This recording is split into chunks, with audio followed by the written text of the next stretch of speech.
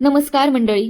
तू ही रे माझा मितवा या मालिकेच्या पुढील भागात आपण आज पाहणार आहोत की ईश्वरी मस्त स्वतःच्या हाताने अर्णवच्या नाश्त्यासाठी कचोरी बनवते आणि ती अर्णव समोर आणून ठेवते.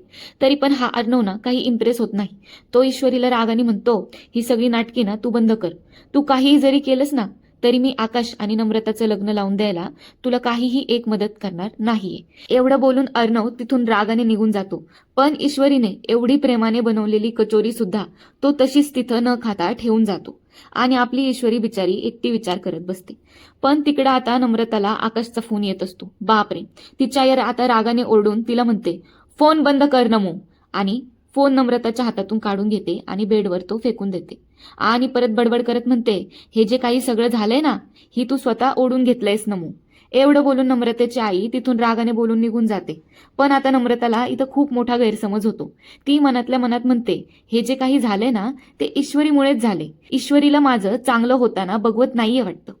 आणि तिकडं आपली गरीब गाय ईश्वरी स्वतःशीच एकट्यात बोलत बसते. म्हणते, प्रेम काय असतं हे कधी कळणार आहे तुम्हाला सर. आता खऱ्या प्रेमासाठी मी लढणार आहे. आता नमुताई आणि आकाश भाऊजींना एकत्र आणण्यासाठी मलाच काहीतरी करावं लागेल. पण तुम्ही काय विचार करताय? जास्त विचार करू नका.